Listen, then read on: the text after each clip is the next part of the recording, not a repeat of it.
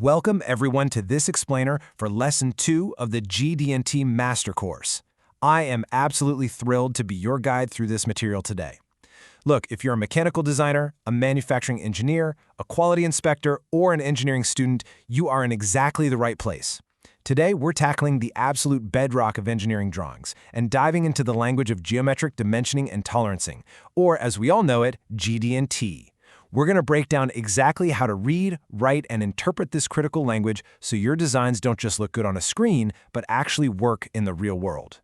Here's our roadmap for today. We're going to cover the universal manufacturing language, the anatomy of a drawing, dimensions, tolerances, and notes.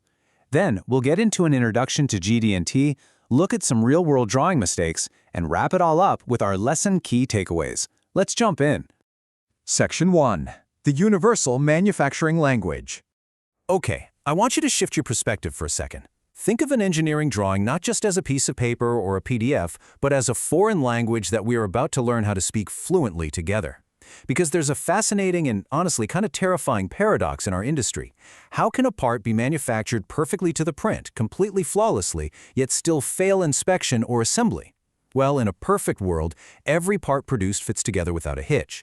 But as our sources highlight, we live in the real world. The reality is, if your design, manufacturing, and quality teams interpret a drawing differently, you're looking at a catastrophe. For example, researchers at California State University documented a case where high-volume solid-state drives totally failed to assemble.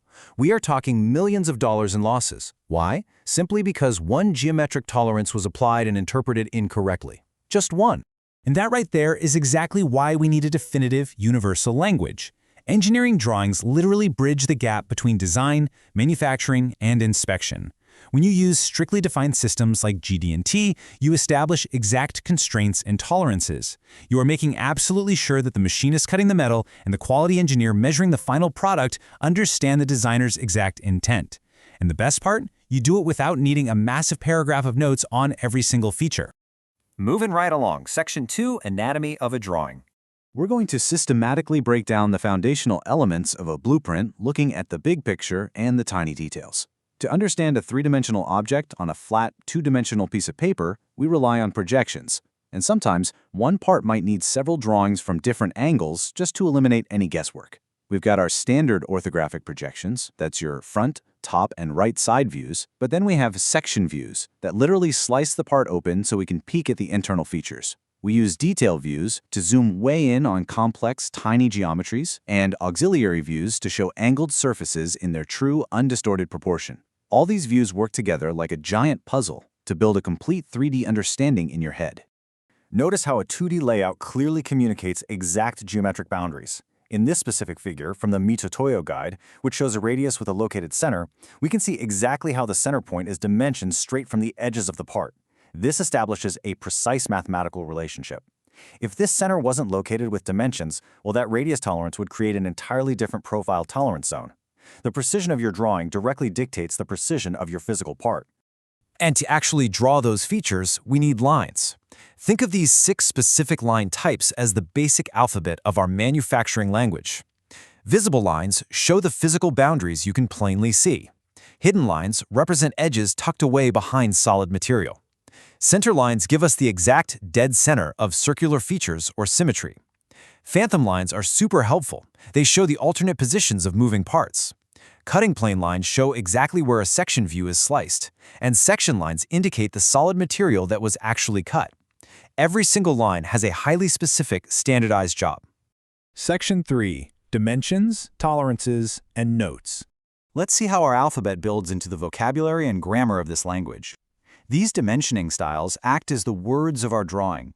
They define the precise size and shape of every single feature. We have basic dimensions, representing the exact theoretical target size.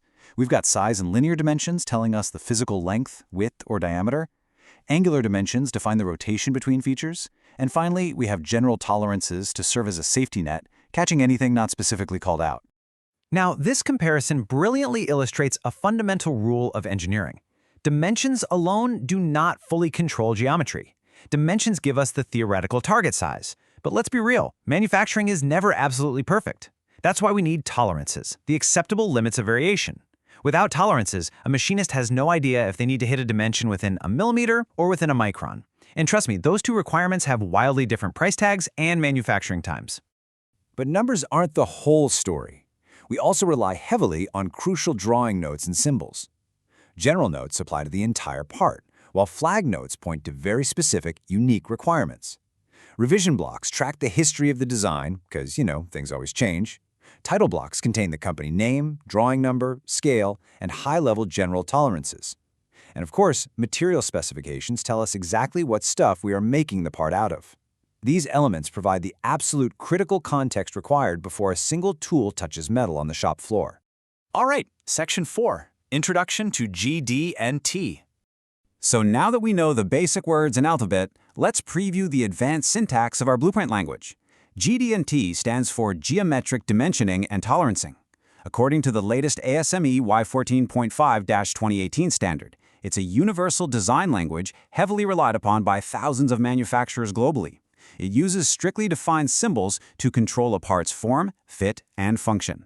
The 2018 update actually made some great strides in creating more straightforward definitions to wipe out ambiguity.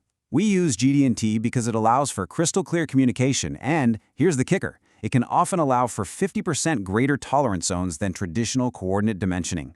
That means you save time and money without sacrificing one bit of quality. A real game changer. Let's just take a quick peek at these symbols. You can see feature control frames, those rectangular boxes giving very specific geometric instructions, and datums, those letters in boxes acting as our 0 points or anchors. These are the ultimate tools for controlling mechanical variation. Now don't worry, we aren't going to dive into the heavy math of how to calculate these just yet. Right now, I just want you to recognize them as the advanced grammar that makes a drawing truly unambiguous.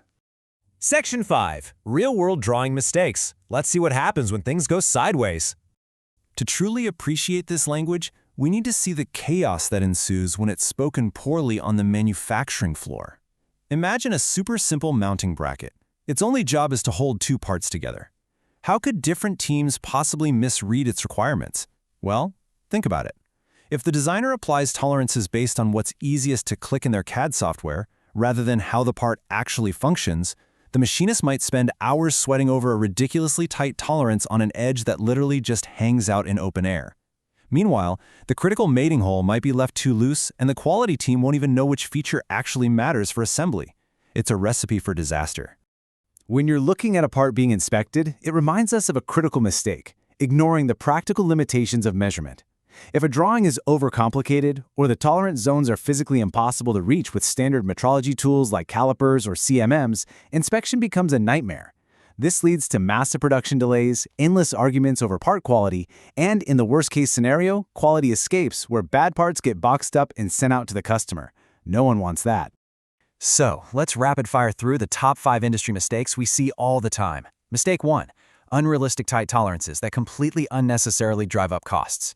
Mistake 2. Misinterpreting datums by picking imaginary points in space instead of measurable physical features. Mistake 3. Incorrectly using feature control frames, like slapping on the wrong material modifiers.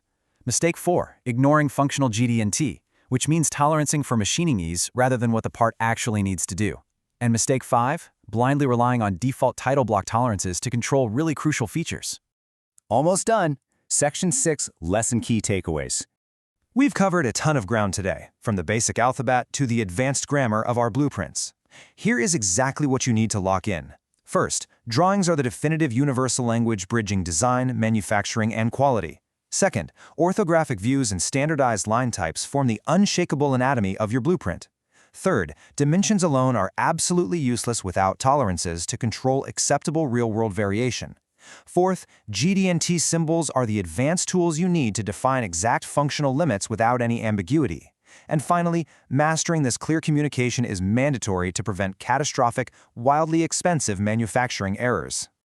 And that brings us to the end of today's explainer. So now that you understand the anatomy of a drawing and why this language is so critical to preventing failure, how will you apply these concepts the very next time you pull up a blueprint? Keep that question in your mind, because you're gonna need it. Next lesson, fundamental rules of GD&T and rule number 1.